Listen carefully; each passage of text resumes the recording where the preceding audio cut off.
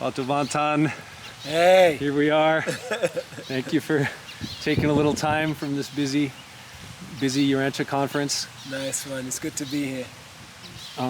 You know, I was thinking that you really stand out in how you exude enthusiasm and faith. Like when we were kind of saying goodbye to Victoria in Salt Lake City, and you were jumping up and down with Urantia Book in your hand. But I was wondering if you could share a little bit about how you've gotten such strong enthusiasm and unwavering enthusiasm, and it seems like you have such strong faith. If you could talk a little bit about your faith and how you've gotten such strong, and maybe it can rub off on some of the other people. I think my years of studying spiritual realities has led me to an understanding that there is a material world and a spiritual world.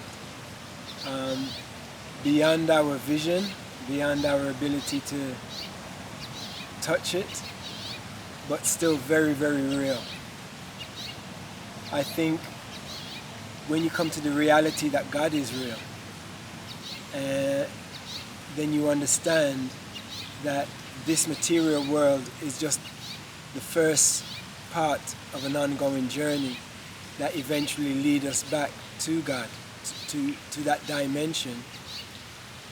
Then for me personally, I have no choice but to have faith in that reality, because if I don't, there's nothing else. You know, there's either real or unreal, to be or not to be. And if we are to be, there must be something that gives us the ability to eternally be. And I find that in spirituality.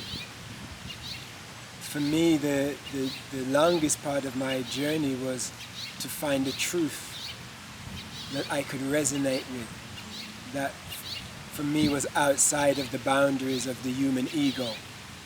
And when I found the Urantia Book, it really inspired me to realize who I am, where I am, why I am, and where I'm going. And that gives me enthusiasm. And when I'm especially surrounded with like-minded people, or people who have faith, who know that God is real, who aspire to be better, to do better, to serve better, to love better, that invigorates me. And that's what keeps me smiling and keeps me going, you know? Yeah, and you seem to have a very strong and outspoken belief in the Urantia Book. Are there, what kind of things have led you to be so strong in your belief? For me, I always have believed that if you find a treasure, then there's nothing more happy. Nothing could make me happier than to share it. If I won the lottery, I couldn't just go and take care of myself, you know. I would have to share it. I've always been like that. That's why I'm not a rich person. You know, I've made a lot of money in my life, but every time I get money, I share it with my friends and my family, because that gives me joy. And so, for me, finding the Urantia Book is like winning the lottery. It's like, wow, I hit it big time, you know. What do? Do I keep it to myself? Or do I enjoy the pleasure of sharing what makes me happy? And that's why I have no qualms, no holding back from sharing, no matter what environment I'm in. If a question is posed that I can share an intelligent answer to, I will share the source of my information. And the Urantia Book has really reshaped my life, reshaped who I am and how I want to be in this world. and it's given me a hope that I can't really explain in words. But, you know, everybody has their own journey to find truth. And if somebody has found a truth that has set them free, makes them happy, makes them feel confident in their existence, then I encourage that. You know, I give them an applause and say, you go and be the best in whatever faith you have. Live up to your faith. Be the best in your faith. And for me, I believe I have found the truth for my lifetime, for this dispensation that has allowed me to be free. My mind is still open. You know, my mind is not closed. I'm still open to truths.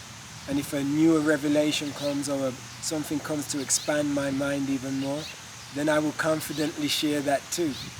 You know?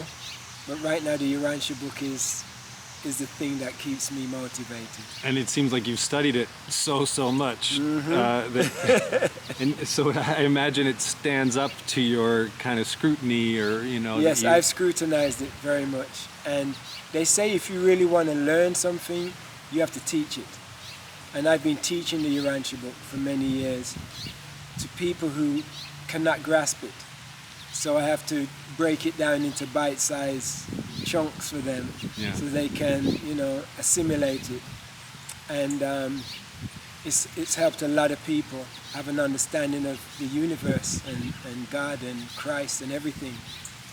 But in doing that, in being put in that position where you have to explain something in the simplest of terms, then you have to really grasp what it is you're trying to filter down. And as you're filtering it down, you can see different ways of explaining it. Then you have a multifaceted viewpoint of a difficult ideology. Yeah. You know, I've been researching famous people, and you've shared a few stories. Gave Sting a book on his private jet. Yes. Yeah, would you want to mention your friend who passed away a year or two ago, who was from Birmingham? Rankin Roger. Yeah, Rankin Roger. Yeah, he was student of the Urantia Book. Rankin Roger was the lead singer of the English Beat. He was a rapper in the English Beat. He was the first guy that gave me an opportunity in the music industry. And we became fellow readers, you know.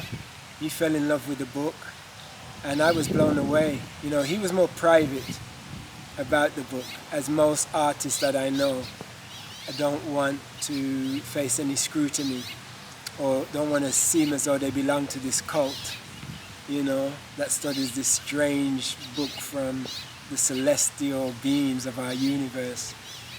But he knew it was true. He had 100% faith in it. And, you know, even before he passed away, we had conversations. And we're going to work together again in the future. Yeah. Wow. So I suppose there's some other readers who don't want to go on record, who you've shared it with? Yeah, there's a lot of people I know that read the book that they just want to, you know, do their thing privately. Yeah. You know, and even the Urantia Book says that there's different levels. Yeah. You know, some people find the truth and they are like, okay, I found it, I'll just keep it to myself. Yeah. You know, some people find the truth, they start out on the journey to socialize their truth, and then they stagnate, and then they just get to a point where they're just comfortable and they stop. And there's some people who just go with it all the way, you know, all the way. That would be you. You and wow. I thought that was you were wearing a Urantia hat in the photos with Ringo Starr and Eddie Vedder, and I thought, wow, I wonder if they know about the book. And it sounded like, but it sounded, maybe you could just share something about that story, because it was such a fun story. Yeah, well, Ringo Starr's son, who I believe plays drum for Oasis, I was asked by a good friend of mine who's a DJ in LA if I would officiate the wedding. And I was like, yeah, I'd love to officiate the wedding. I had no idea whose wedding it was, but it was Ringo Starr's son. I had no idea. And so I went, put on my hat, put on my white suit, went to the wedding to officiate this wedding. And also the girl, his wife, is also a famous woman in the music industry too. And I didn't know who they both were, but I did the wedding. But before the wedding started, I was up at the altar getting my bearings, you know, seeing the situation of the seating, getting my notes ready. And this guy in a really flashy jacket walks up to me and starts talking to me, you know, nice to meet you, you know, looking forward to seeing this wedding. Thank you for coming out and doing this for us. I'm like, it's my pleasure, bro. And then he walks away and someone comes over and says, did you know who that was? I'm like, no. They said, that's Ringo Starr from the Beatles. I'm like, get out of here. So I spoke to Ringo Starr. I spoke to his son, spoke to the bride, all famous people. And then I went to go and have some dinner. And Eddie Vedder, am I saying his name right? Yeah, Eddie Vedder of Pearl from Jam. Pearl Yeah. Jam. I'm sitting down at the table with him, and Eddie Vedder is saying to me, hey Pato, it's so good to meet you. I'm a big fan. I've been listening to your music for 30 years. I'm like, get out of here. You know, and I didn't even know who he was till somebody came and told me. And Eddie wouldn't leave me alone. He kept hugging me, following me everywhere I went, hugging me like 20 times, like just so, like a groupie. But he was such a nice guy, you know. It was really a fun wedding. You know, you've talked in your autobiography and in your study groups and things about righteous living and about spiritual living. And do you have any advice to people about how they can grow spiritually and what works for you and steps they can take? What I would say is the secret to spiritual living is to recognize and believe, even more than believe, to recognize and have faith that God lives within you, that a fragment of the eternal, living creator of this universe, a fragment of himself, lives within you and is your guide. Sometimes you can hear guidance in your mind and you think it's yourself. And sometimes you can brush it aside and end up making bad decisions because you think, oh, it's just my mind speaking to me or my conscience. But when you come to terms with the reality that you have a God-given gift within you that is guiding you along the path of making good decisions that eventually leads to righteousness and righteous living and spiritual liberty, when you have faith in that entity and you don't take the impulses to make good decisions for granted, you'll make better decisions increasingly until you're living a right life. Thank you for your time, Pato. It's always such a blessing, and thanks for hanging out with the kids, and you're going to perform tomorrow, right? Yep. Yeah, looking forward to it. Thank you, Pato. Thank you, Michael. Blessings.